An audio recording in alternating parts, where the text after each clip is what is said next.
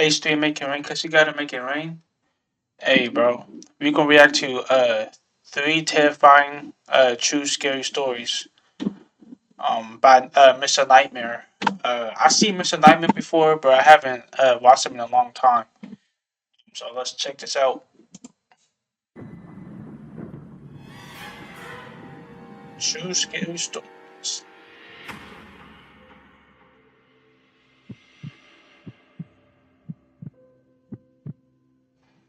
This happened many years ago.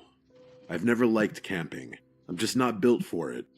The dirt, the bugs, the uncomfortable nights in a sleeping bag that somehow always end up feeling like a rock by morning. Unfortunately, I've been camping more times than I can count, though never by choice. My dad is one of those rugged, wilderness-loving types, and every summer when I was a kid, he dragged me out into the woods with his equally rugged friends to disconnect from technology and reconnect with nature. By the time I hit sophomore year of high school, I'd had enough of suffering in silence. I finally convinced him to let me bring a friend along to make the whole thing a little more bearable. To my surprise, he agreed without much fuss. My work is easy because I use ClickUp. I Damn, just gotta an keep ad track of all my already? tasks. I start by Bro, breakdumping an everything I ad need to get already done, is and crazy. Come on. So I brought my friend Charles from school. Okay. Now, you'd think bringing Charles would have made it worse, considering he was a hardcore Boy Scout back in the day and actually loves camping. But Charles was cool about it. I think get YouTube He Premium. teased me for hating it, but he wasn't one of those "you're not a real man if you don't love the outdoors" types. Plus, I figured if I had to suffer, at least I'd be suffering with someone who knew how to make a fire and pitch a tent without turning it into a full-blown disaster. He was stoked to come, partly because he loves camping, but also because, back then, he looked for any excuse to get away from his parents. Unfortunately, the trip didn't go as planned from the start. It turned out that one of my dad's friends had messed up the campsite booking. Instead of some remote, peaceful spot deep in the woods, we ended up at this crappy, overdeveloped campsite. I'm talking indoor bathrooms, paved walkways, and even a playground for little kids. It wasn't camping. It was basically glorified backyard living, or glamping, I guess. To say my dad was upset would be an understatement. We didn't even discover the worst part until a few hours later. Right next to the campsite was a mini amusement park. I'm not joking, an actual amusement park with carnival games, a Ferris wheel, and a handful of roller coasters. It's surreal, those two settings were never supposed to collide. An amusement park and a campsite. Everyone was pissed. My dad and his friend grumbled about how this wasn't real camping, and Charles wouldn't shut up about it either. "This isn't real camping," he kept saying, as if I needed the reminder. It started getting annoying because Charles kept making jokes about my family, as if we didn't know what real camping was. Now, as much as I hate camping, I know what it's supposed to look like, so I was getting annoyed that Charles was suggesting otherwise. I told him to knock it off. Man, they going camping, like, and they have roller coasters at camping. Like, I mean, that's not real camping. I thought camping's supposed to be like in the forest or something, like in the woods or something. Like, cause I've been camping like 3 times. And camping was good, but like as I got older, like no, I've been camping like a lot of times, but when I got older, once I got older, I just stopped liking camping and stuff like that. I don't know why. It just, I mean, I don't know. I just had to go with my friends to go camping. Because I mostly go with my family, but I just have to go with my friends or just like, that one person. Shit, but I'll go camping again, low key. And he did. The whole situation sucked. We had driven hours out to the site. It wasn't like we could just turn around and leave. So, with no better option, we made the best of it. The grown-ups sulked for a bit, but eventually got to work setting up the camp. And Charles, of course, stepped up like it was time to shine. Within minutes, we had our tent up, all the knots tied perfectly, the rainfly secure, the whole thing staked and towed like it came out of a manual. Even my dad, who never really gave compliments unless someone was bleeding or unconscious, nodded in approval, which got under my skin a bit. Charles and I were sharing a tent, and once everything was set up and dinner was done, we slipped away for a bit under the excuse of organizing our stuff. The truth was, Charles had brought a little metal pipe and some weed in an old Altoids tin. Oh, Nothing crazy, just enough to take the edge off. I should mention that Charles and I were in that delinquent phase of life, where we liked causing trouble and hanging around in places we didn't belong. I don't smoke weed anymore, and part of me will always wonder if the only reason I ever did was because I was trying to stick out and defy the norm. Anyway, the two of us snuck into the woods and smoked, chuckling to ourselves the entire time. I don't think either of us were worried about smelling, since we'd probably be avoiding the adults for the rest of the night. We finished our session and made our way back to the tent. After a few hours of just chilling and talking about some of our other friends from school, I we thought they both were agreed that we had way too much They energy gotta be to sleep. underage. Charles had a very mischievous grin on his 6. face, and I could only imagine what he was thinking. He suggested we go explore the campsite, and I was skeptical. That is, until I realized he meant explore the amusement park, which instantly piqued my interest. He said it would probably be a piece of cake getting to the top of one of those roller coasters. Climbing stuff was something we loved doing back then, and the thought of climbing a roller coaster was exhilarating. So after we were sure everyone was asleep, we made our move. It was really late by then, well after midnight. We grabbed our flashlights and headed to the fence surrounding the park. It wasn't even that hard to climb, just a little boost from Charles and we were in. The place was dark, but there were security guards patrolling, and every so often, we'd hear the hum of a golf cart making its rounds. It felt like we were in some kind of stealth video game, sneaking around and trying not to get caught. We progressed through the park slowly, ducking behind buildings and keeping an eye on the patrol. At one point, we had to sprint across an open stretch of road to avoid a guard. It was actually really thrilling, but also scary as hell. It's a hard feeling to describe. Everything seemed like a game, but both of us knew the consequences would be harsh if we were caught. We finally made it to the base of the roller coaster, and from up close, it looked way bigger than it had from the campsite. We spotted the maintenance stairs running up alongside the main ascent and didn't hesitate. The metal rungs clang softly under our feet as we climbed, one step at a time, trying not to make too much noise. There were no railings for part of the stretch, which was actually kind of terrifying. We finally reached the top, and the view was unreal. We could see the entire park below us. We took a single photo up there, as you can see here. I wish we had taken more pictures, but we were being extremely cautious as to not draw attention to ourselves, as we wouldn't be able to get away. Bro, you might as well just show the whole face, bro. Like, why you gotta blur out this, bro? You might as well just show the whole face. Like when you show the whole body, you might as well just show your eyes. It's not. Time if someone spotted us from below. Eventually, we figured we'd pushed our luck long enough and decided to head back. After making it to the bottom, we started creeping through the park back the way we had come. For whatever reason, the return route was much quicker than the initial one. Maybe the patrol wasn't as intense or something at that hour. I really couldn't tell you. Hungry Root is the easiest way to be healthy. Hungry Root is kind of like having your own personal shopper and nutrition. We were maybe 5 minutes from the spot we'd hopped the fence when we had to stop. One of the guards was making a round in a golf cart, so we had to quickly duck behind a snack shack and wait for them to pass. That's when I noticed something move in the dark. At first I thought maybe I imagined it, or maybe it was a shadow from the golf cart's headlights bouncing off something weird. But then Charles tapped my arm and pointed in the same direction. He said snack. I focused my gaze a bit more and confirmed it. About 30 feet away, just barely visible in the darkness between two buildings, was another person. They were crouching down just like us, like they were also sneaking around and trying to avoid the guards. It didn't look like a kid, though. The worst part about it was that I was fairly confident they were looking directly at us. At this point, we were actually kind of scared. Between the patrolling guards and now this, the situation was getting a little overwhelming. As much as we wanted to, we still couldn't move. The guards still hadn't passed yet. I kept my eyes glued to the figure, and they actually started moving. They darted across a patch of open ground and right through the little spill of light coming from a nearby street lamp. For a split second, I saw him clearly.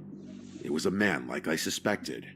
He was wearing tattered clothing and had this really awkward stride like he was injured or disfigured, but none of that was as unsettling as the dark liquid smeared across his face.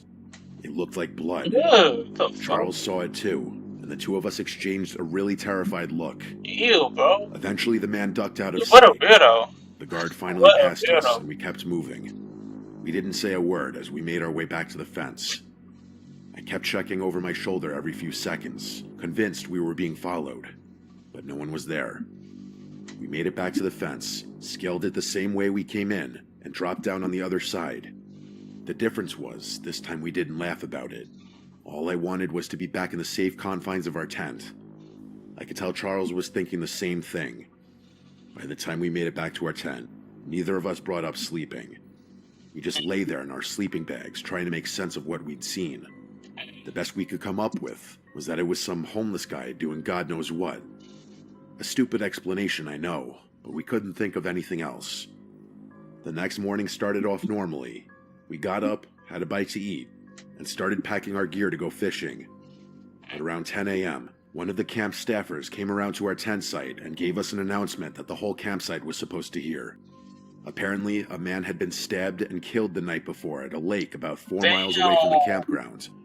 They weren't given many details, but the guy who did it was still on the loose, and the local sheriff's office had asked all park rangers and campsite. Oh, yeah, I'm out. But if I heard that news, bro, I'm out of there. I'm going straight home, nigga. I'm playing 2K. Nigga, I'm playing fucking Call of Duty, Fortnite, bro. Like, I'm leaving the campsite, bro. And going back home and play some video games or sleep or some shit, bro. Like, Staff within a certain mile radius to be on high alert. They described him as a disheveled white male in his late 30s, shirtless, possibly bleeding, or with blood on his clothes. of course. Then they instructed us to pack our things and leave for our own safety. Yeah, bro. Charles and I instantly connected the dots. It must have been that guy we had seen the night before. We kept our mouths shut. We didn't tell my dad. We didn't tell the Rangers. And I still don't really know why. I know I'm going to get a bunch of hate for this, and I get it. But at that age, I was more convinced with staying out of trouble than anything else. I still kick myself for not speaking up. My statement could have led to the capture of a dangerous person who may have gone on to commit more crime. I mean, shit, if it could have, but at the same time, bro, like, and then they're gonna question you, they're gonna ask a whole bunch of shit that you don't know, but they're gonna try to pressure you. Like, I know that, but they're gonna try to pressure you and do all type of shit. Like, you know how the cops be, like the fucking cops, the fucking shit be, bro. They like, but they try to like ask so many questions of you that you don't know. Like, they try to force you to like ask this question and you don't know that. Like, so I understand, but Still close. But at the same time, bro, you could have probably like let somebody know because he's still on the loose and he can kill some more people, But it is shit. With Charles. We went to how old was he, though? The same college, graduated together, and work in similar fields. This experience is something. But he said at that, bro, I know, but he said at that age, though, like, I'm assuming he, like, 17 or 18, because he said he graduated together. Because he graduated together, so I'm guessing, like, high school or college. It's not, I mean, you're still old, you still know right from wrong, I'm pretty sure, so don't blame the age, but and work in similar fields. This experience is something we don't often talk about, though. If I'm being honest, I think Charles feels much more guilty about not speaking up than I do. Oh my god, these ads. Writing a book is hard. Knowing if it's good, even harder. Meet manuscript analysis. It gives actionable feedback on plot. Mistakes and regret aside, though, I think it's crazy that my friend and I were mere feet away from a murderer on the run. I don't like thinking about what could have happened had we crossed paths that night. Story 2 by James Higgins. James Higgins. This happened back in October of 2016. Hell no. I'm scared of right when that weird clown hysteria was all over the no. news. People were posting creepy clown sightings across the country. Most of them were obviously hoaxes or people just trying to get attention. But as you know, there were a couple true cases that were downright terrifying. Yeah, bro. What happened to me was one of them. I was 16, a junior in high school. I had just finished 7th period, and after saying goodbye to all my friends, I hopped on the 6 train heading uptown. The train was mostly empty, which was kind of unusual but not unheard of. I wasn't being very attentive to my surroundings. I had my headphones in, and I was blasting music. Drake, probably. Drake. To make matters worse, I was reviewing Hey, 10 can't say Lamar flashcards better. on my phone. Nah, I was fuck with about Drake as too. unaware as humanly possible. Never a good idea when traveling alone, but I knew the area well enough to know I'd probably be fine. I was planning to get off at 96, then walk home from there. Nothing unusual, just a regular Wednesday. But things went downhill really fast. We arrived at 96, and I jumped out of my seat instinctively, barely even looking up to make sure it was the right station. That train ride was something I had done so many times that the routine had become second nature. Getting on and off was like a reflex. With my head still buried in my phone and my music still blasting in my ears, I made my way over to the doors. But as soon as they slid open, I realized out of the edge of my vision that something was obstructing my path. I looked up and realized some guy had stepped directly into the doorway. Only it wasn't a normal person. It was a clown. A clown? He was What wearing the? a Oh, jacket, hell no! oversized rainbow pants. Bro, he looked like it. This looked like it, bro. Close, bro. Send this man to a fucking asylum, bro. Like, come on, bro. You gotta go to the asylum because, oh, hell no. This dude like fucking it the fucking clown. A baggy yellow shirt with red suspenders, giant red shoes, this exaggerated white makeup smeared across his face. Red nose, blue eyebrows, the whole cartoon nightmare. The only thing missing was the wig. I was literally frozen in shock at the sight of him. Not only was I caught completely off guard, but until then, I had never been in such close proximity to something so bizarre. He didn't say anything, he just stood there, not trying to get on the train, but clearly preventing me from getting off. I snapped out of my haze and realized I had a good 5 seconds before the doors would close, so I had to do something. I tried to brush past him, but the literal moment I made contact with him, he leaned down in one fluid motion like he was trying to make sure we were face to face. Before he could grab or restrain me, I sprinted past him, and that's when he lurched forward in an attempt to tackle me. I dodged him and continued running, and he started chasing me. What? I sprinted past him, and that's when he lurched forward in an attempt to tackle me. For what? Why are he only attacking you? I dodged him and continued running, and he started chasing me. Damn. It was terrifying. There was no one else around, and I was being chased by a killer clown. The 96th Street station is relatively quiet in the early afternoon, so I was essentially on my own. I shot a glance behind me and saw him pursuing me, only his stride wasn't normal. He was running with this jerky motion like his limbs were disproportionate, but I was much more focused on what was now in his hand. It was what looked like a kitchen knife. I didn't know where he had been hiding it or what his intentions were, but I didn't care. I ran up the stairs and out of the station, and immediately reported the situation to the police. He didn't follow me onto the street, but I was still pretty shaken up. The police sent someone down to the station, but he was gone by then. Even after talking to the police and being reassured that I was safe, I couldn't get the irrational thought out of my head that he somehow knew where I lived and was going to track me down later. But that obviously didn't happen. In fact, nothing else ever happened at all. I wouldn't be surprised if my story ended up on the news as one of the many strange clown encounters of 2016. Oh yeah. I can't say for sure. Especially 2016, 2017, like 16 and 17, bro. Cause like, they do like probably like on Halloween. I don't think it was on Halloween, but it's just random. Like they be clowns and shit. They be clowns stalking you and shit and everything. But especially on Halloween, a lot of them be out and just be, but you never know, because some of them might be murders. It took me a few weeks. Whoa. Some of them might be murders, or some might be killers and stuff, so you gotta be careful and shit like that. Or some might just be trolling, but you still gotta be careful and shit like that. To fully get over this experience. Story 3. Anonymous. This isn't your typical scary story, but I promise it's worth a listen. I was 2 years out of undergrad when the whole thing started. While I was technically getting an online graduate certificate at the same school I had obtained my bachelor's at, I still had a ton of free time on my hands. During that period of my life, I was jumping around from odd job to odd job, looking for any old gig to fill the hours and help me stack some cash. Let's just say Indeed was my best friend at the time. I honestly found 90% of my leads from that one website alone. I was getting tired of door dashing around the same 6 neighborhoods for minimum wage, so I decided a change of pace was in order.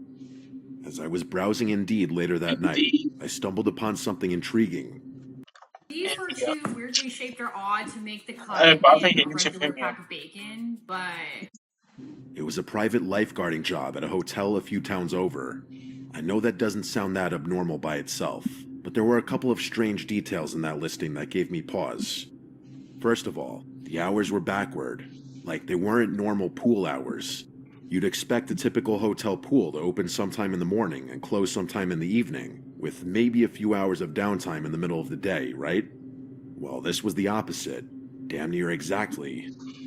They wanted someone to operate and supervise a swimming pool from 5 p.m. to 1 a.m. during the week. It was basically a night shift for a pool. That wasn't the strangest thing, though. The requirements explicitly requested 5 a.m. to 1 a.m. Shit, bro. If you want to swim, then swim. an individual who didn't speak Spanish. Let me repeat that. They specifically wanted someone who didn't speak Spanish. Who didn't speak Spanish? Here was the problem. I've been speaking Spanish since I was a little kid. I'm literally half Mexican. The town the hotel was based in was predominantly populated by Spanish-speaking Americans too, so that requirement didn't make much sense to me. Yeah, In it fact, did. nothing about the listing made sense to me. I remember being beyond perplexed when combing There's something through fishy it. here. There Something was is one fishy. thing I was feeling pretty good about though. $30 an hour, which would probably be something like $50 in today's inflation-adjusted economy. I don't really Facts. know if that's true, but the point is, 30 an hour back then was like stubbing your toe on a gold bar. 30. Safe to say, I 30 disregarded an all hour? the other nonsense and decided to focus my attention on the But today's compensation. world, I just decided that I'd just pretend Donald not to know Trump. Spanish. What were they going to do? The gig must have been either brand new or in really low demand, because I heard back and was actually invited to interview within a few hours. Fast forward to the first day. I pull up to the hotel, and everything looks exactly how you'd expect. This pudgy Mexican-looking dude comes out to greet me, and the two of us exchange information and have a laugh. He was actually really friendly and pretty funny too, and his amiable demeanor put me at ease a little. But as we were walking into the complex, this other, taller guy turned a corner and started staring me down. I could tell right away that I was being profiled, and I started wondering whether having the first person to greet me behave so unimposingly was a ploy to get me to lower my guard. The second guy walked right up to me and started communicating with me in Spanish. He didn't smile, didn't say hello, shake my hand, nothing. I instantly knew what he was doing. He was trying to gauge whether or not I knew Spanish, so the listing hadn't been BS. I gave him a blank stare, even though I understood every word. He wasn't saying anything crazy, by the way. He was just rambling about the weather or something. It wasn't important enough to remember. After a few seconds, I turned to the first guy, who turned to the taller guy, and then the two of them burst out laughing, like they had both been in on some practical joke. Fuck. The taller guy flashed a smile, outstretched his Fuck hand, is so and funny, said he was nigga? just messing with me. I went along with it, but I was a little weirded out. He introduced himself as Jefe, and the bigger guy as Esteban. The three of us walked through the complex to get to the pool, and the taller guy, who I assumed was the one in charge, started talking me through the job. According to him, they needed someone to work later hours because they wanted to increase revenue, and they were going to start charging non-guests just to use the pool. I didn't even know if that was legal, but I wasn't about to start complaining. I was told they wanted someone who didn't speak Spanish because it would prevent rowdy outsiders from trying to harass me, which I didn't fully understand, but went along with it anyway. No, they sound fishy. My They sound responsibilities fishy. were as follows. Lifeguard, obviously, collect money from non-guests trying to enter the pool, and call Jefe if there was any sort of problem. And there was one more thing. Jefe told me that if anyone showed me a blue wristband, I was to let them into what he called the pool house, which was a huge building behind the lifeguard stand. I didn't ask questions. The first week was really chill. The first few weeks, actually. This sound, A lot more people used the pool than I was expecting, sound kinda so I fishy. had my work cut out for me. I collected money from outsiders and kept an eye out. No one showed me a wristband. The first time someone did show me a wristband was about a month in. On some random day, this buff Hispanic guy in shades and a white button-down shirt walked up to me, clearly not knowing a lick of English. He showed me his wristband, and I unlocked the pool house. About an hour later, he emerged and began walking towards the exit gate. The pool house door locked automatically, so I didn't have to interact with him or get down again, but I watched him leave. His backpack looked significantly more full than it had when he arrived, but other than that, everything was normal. Over the next few weeks, more and more people started showing me wristbands, and a lot of them started showing up together. More and more non-guests started using the pool too, because I began collecting a lot more money than I ever had. At one point, I realized I was actually collecting too much money. Like, people entering the pool would overpay me by a crazy amount on a consistent basis. Dang. I called Hefe about it, and he told me not to worry, saying that people made mistakes all the time. I could tell he didn't want to talk about it more than he had to, because he hung up the phone while I was mid-sentence. Amidst everything fishy that was going on, that short, harmless phone call confirmed to me that I was involved in something more than just lifeguarding a swimming pool. Only after hanging up the phone did the true gravity of the situation hit me. My mind started smothering all the noise until there was a single thought I couldn't purge from my brain. Money laundering. I didn't know what to do. On the one hand, my intuition was telling me I was involved in something illegal and should get out of there immediately. But on the other hand, I had no safe way of confirming that suspicion and didn't want to forfeit $30 an hour over nothing. So I kept my mouth shut and kept the job. After that moment, though, I started piecing everything together. The pool house, or the building I'd been told was a pool house, was clearly where the shady stuff went on. Illegal gambling, drug trafficking, something worse, whatever it was happening right behind me every single day, obstructed from view by only a single locked door. Patrons of the pool started getting more friendly with me, especially the wristband wearers. Strangers began learning my name, and I went from solely collecting money to collecting tips, high fives, and greetings too. Ooh, as people got more comfortable with me. Hey, bro. Hey. I mean, technically you ain't really involved in the illegal, you know? So I would just keep I ain't gonna lie, bro. I'll just keep my mouth shut, you know? But if they get caught, then they get caught, bro. Good, bro. I got evidence, bro. Like, bro, all I gotta do, like, really, bro, all I just gotta do is just pull out my phone, just record everything, bro. Record, and then I don't gotta be involved. Like, I can just keep my mouth shut, cause I need some money, you know, like, type shit. Started talking in front of me. I'd catch pieces of their conversation in Spanish, and let's just say all my suspicions were confirmed. Admittedly, the added benefits made overlooking everything else much easier. Plus, my hands were clean. I was being employed to perform a job, which was exactly what I was doing.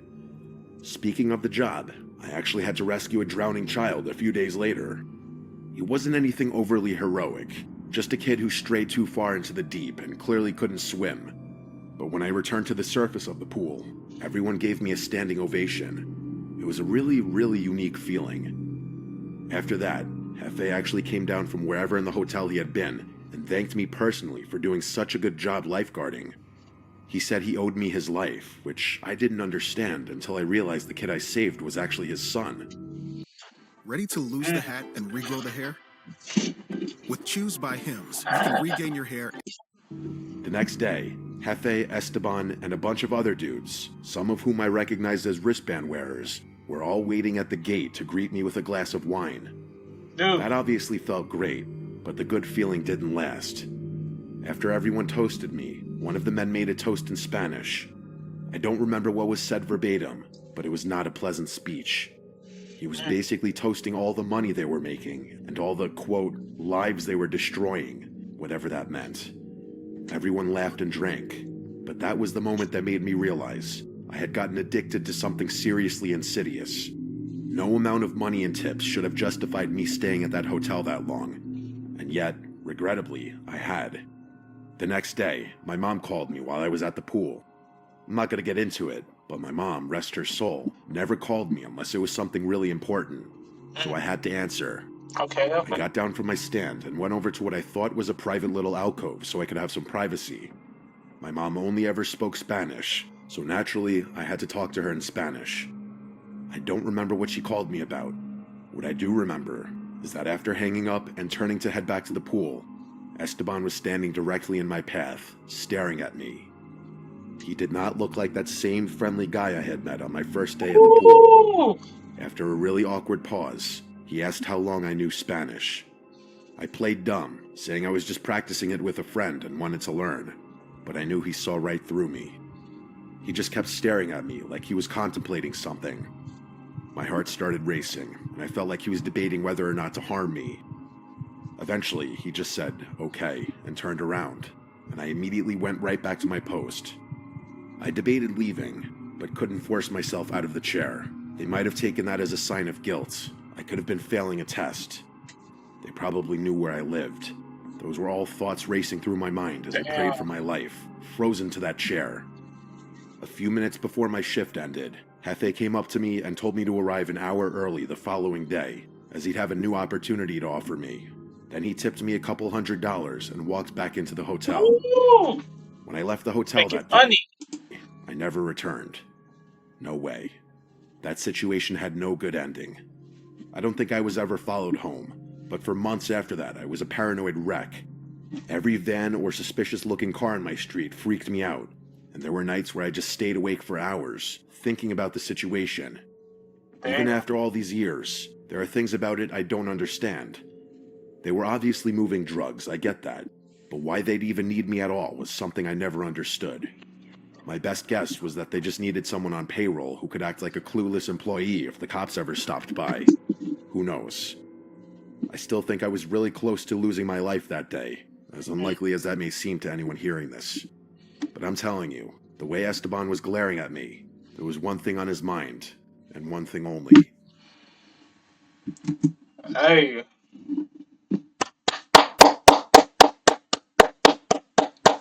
Good story. I'm gonna end the video off right here. Hope you guys enjoyed the video. H3 is out. Peace out.